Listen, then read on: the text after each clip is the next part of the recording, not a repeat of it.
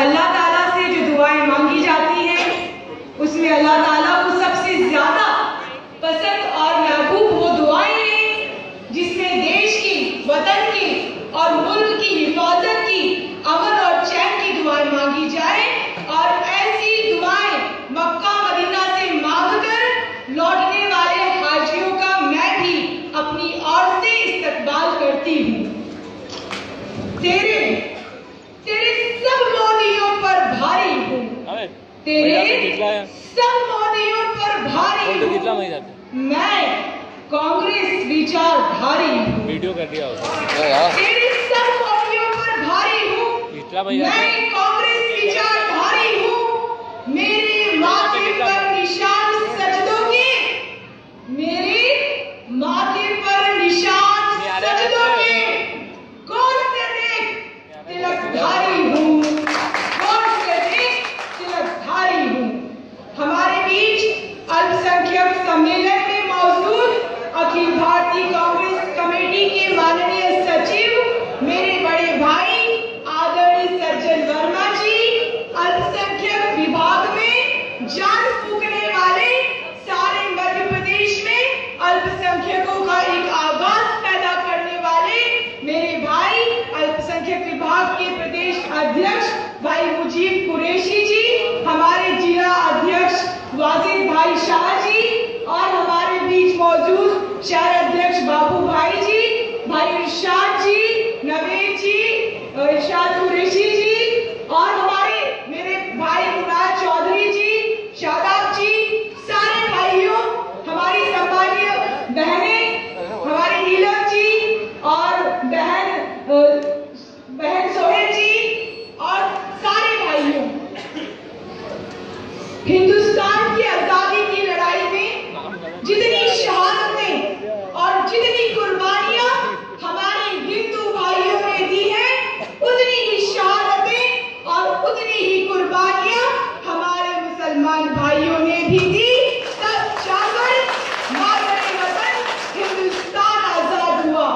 एक तरफ राम प्रसाद बिस्मिल और दूसरी तरफ अशफाकुल्लाह खां, एक पंडित और दूसरा मुल्ला, दोनों एक साथ फांसी के फंदे को चूम लेते हैं, तब जाकर ये हिंदुस्तान आजाद होता है।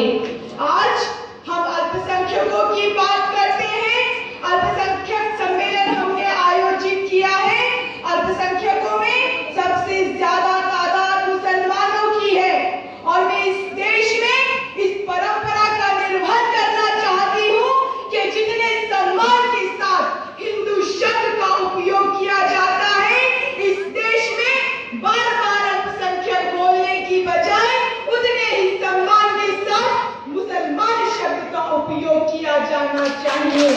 मेरे भाइयों और मेरी बहनों, जिस तरीके से हिंदुस्तान में आज अगर हम बात करते हैं कि हिंदुस्तान किस ओर जा रहा है, आज ये सोचने वाली बात है कि नरेंद्र मोदी जी जब से सरकार में आए हैं, आज अखलाक जैसे निर्दोष मासूम को सिर्फ गाय का मांस रखे होने की संभावना से उसे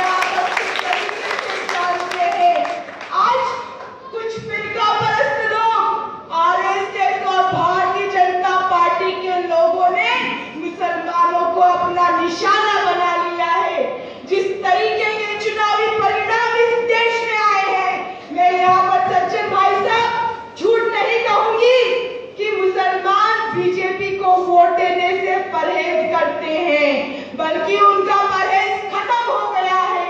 उनका परहेज खत्म हो गया है क्योंकि आरएसएस और बीजेपी के लोगों ने मुसलमानों की रात को जो चाय की दुकानें होती हैं वहां ये पूछ लिया कि 60 सालों में कांग्रेस ने आपको क्या दिया।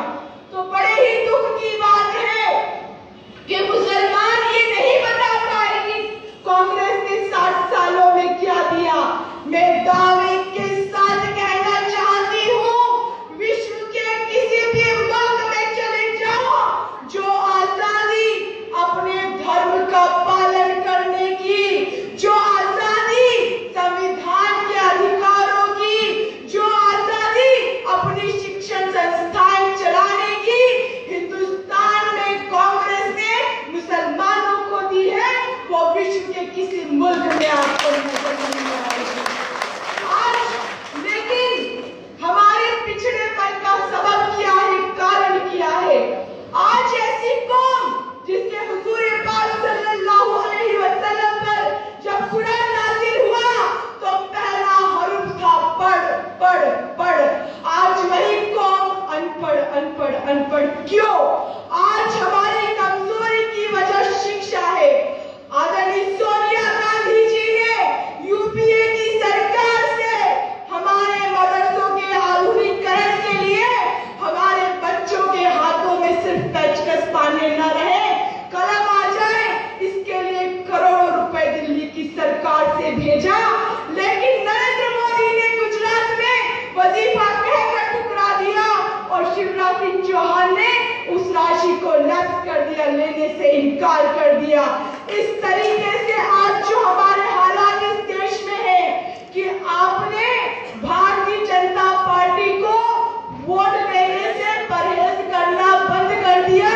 उसका परिणाम यह है कि उत्तर प्रदेश में सिर्फ गाय का मांस खाने के शक में एक निर्दोष अखलाक मारा जाता है।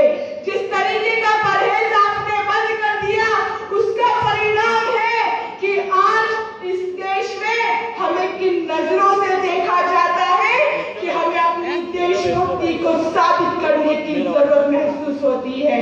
मैं भाई मुजीब कुरैशी जी को धन्यवाद देना चाहूंगी कि सारे मध्य प्रदेश में अल्पसंख्यकों के कार्यक्रम आयोजित किए जाए और उन्हें बताया जाए कि अगर आप इस्लाम पर चलने वाले हैं तो खून करने वाला गुनाहगार नहीं होता, बल्कि खून करने का साथ देने वाला भी उतना ही गुनहगार होता है। और जो मोदी ने गुजरात में सड़कों पर खून बहाया, वो आपको कतई नहीं भूलना चाहिए। ये कौम वो कौम है जिसके पहले शिक्षा मंत्री मौलाना अबुल कलाम आजाद को इस कौम ने पैदा किया। आज वर्तमान युग के मिसाइल मैन को इस कांग्रेस हमारी कौम ने पैदा किया। और ये हमसे पूछते हैं कि कांग्रेस ने क्या दिया? हमें अमन चाहिए, गंगा जमनी तहजीब चाहिए, हमें सम्मान चाहिए। और इसी सम्मान को बरकरार रखने के लिए आप लोग फिर से कांग्रेस का हाथ मजबूत करें, सोनिया गांधी जी का हाथ मजबूत करें, आदरणीय राहुल गांधी जी का हाथ मजबूत करें, सज्जन भाई का हाथ मजबूत करें। मध्य प्रदेश में मैंने जितने सद्भावनापूर्ण नेता देखे हैं, मैं झूठ नहीं बोलूंगी, सज्जन